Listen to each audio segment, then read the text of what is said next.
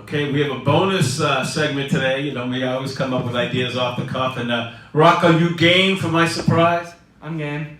All right, we're going to call this one Coming Attractions with The Rock. And a couple of movies caught my attention. Right. And so folks out in movie land, Yes. we're going to talk about a couple of movies that are coming up. Yes. That will pique your curiosity. And Right. Rocco, the one that I'm really, really excited about, and I'll let you expand on it, because it touches two of your loves, music and Yes. movies, is a movie about Queen and Bohemian Rhapsody. of course, the iconic Freddie Mercury. Yes. Talk about this movie and how the impact you think this movie will have. I can't wait to see it. Let's hear it from the moviegoer and the Thank music you. and the music expert. How excited you are for this movie coming up? I think that there's a lot of potential for Bohemian Rhapsody. I think there's a lot of people who love Queen. There are a lot of...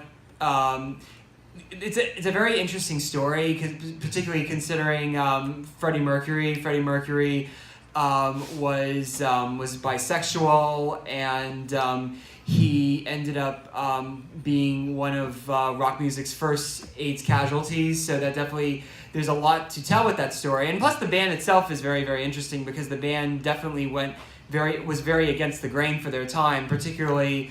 One thing that's touched on in the trailer for the movie is the fact that Bohemian Rhapsody, which was written by Freddie Mercury himself, was definitely a very out-of-the-box kind of song, and the idea that it was this kind of very operatic kind of song that broke up into many different sections, which was, there was a lot of that going on in rock music at the time, but this was taken to like its extreme and really at its like zenith where that was happening.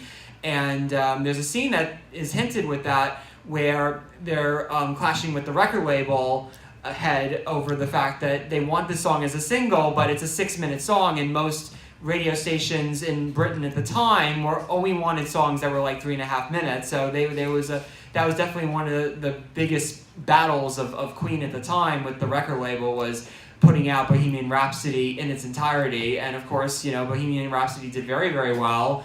And in America, it did well twice. It did well. I mean, it was a top 10 hit in the 70s when it first came out, and then it came out again like when Wayne's World came out, because that was a big song in the movie. One of the big scenes was from involving that song, and it became an even bigger hit after years and years later. When Wayne's World came out, and it introduced the song to a whole new generation. So.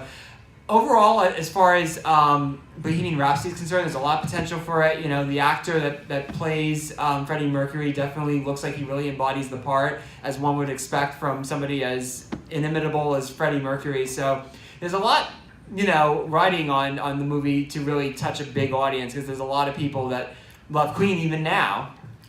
All right, awesome. I can't wait to see that movie. And Yes. There's another movie coming out Yes. that stars Lady Gaga. Let's talk Yes. about that movie as well. Yes, it's a new remake of A Star Is Born. It is Bradley Cooper's directorial debut. He also stars in the movie, and you have him, and you have, as previously mentioned, Lady Gaga, and also Sam Elliott is in the movie as well. It's definitely like one of those types of stories, and that's like a classic Hollywood story. About an up-and-coming singer and her mentor, and that has always been something that's intrigued Hollywood for generations, and we're going to see it again in a country music style kind of setting. So I think that's actually a good idea. If you're going to venture into a movie like this again, you're going to definitely it definitely is a good enough of a different scenario to kind of put it into a country music scene. And Lady Gaga has definitely proven herself very, very well as an actress. She was on the hotel season of American Horror Story, and she got a lot of accolades for that. She won a Golden Globe for that. And she's really started to prove herself as like a very, very adept actress. And so definitely that movie, even with the familiarity of it being a remake, I mean, I think there definitely is a lot of potential for that. Definitely a lot of potential Oscars for the actors, and you have remakes, and we've seen so many remakes of things in the last couple of years, but there's always a chance for a remake to really kind of surpass expectations. Like a good example, Scarface. Scarface was a remake, The original movie was already a beloved classic. It was a classic of the 1920s Prohibition era, and you had a movie that transposed that story completely to the early 1980s with Miami and the cocaine scene, and it completely reinvented the movie. And plus, you had a great star with Al Pacino in that. So it definitely shows that there is possibilities for remakes to hold their own, even when the past movies are already so titanic. All right, great job, Rock, and people out in Facebook land. Yes. Make sure you look for those movies. Look for those two It'll movies. It'll be a very interesting season. Bohemian Rhapsody and A Star Is Born. Coming attractions with The Rock.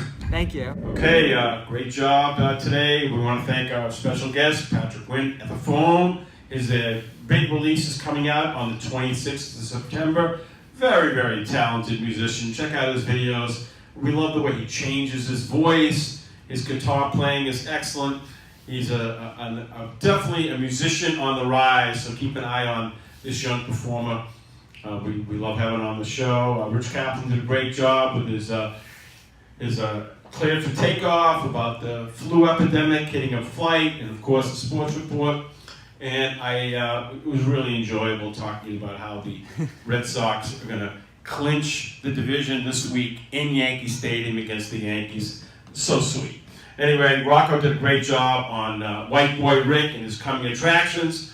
So that's going to be exciting as well. And we want to wish everyone good health as the summer just flew by. And we also want a congratulations. He was a guest on our show a couple of weeks ago, Juan Vitas. He was victorious in his primary, and now he's running for the assembly seat in the Long Beach area. And we're going to have Juan on future shows, so we want to congratulate. And of course, it must have been being on our show that propelled Juan to victory, because he only won by like 40, 50 votes. So congratulations to Juan Vitas. And with that, we're going to wrap with this. My name is Halftime. I want to thank you for your time. Please join us next Sunday by the edition of Halftime. But at this time, we are out of time. See you next Sunday.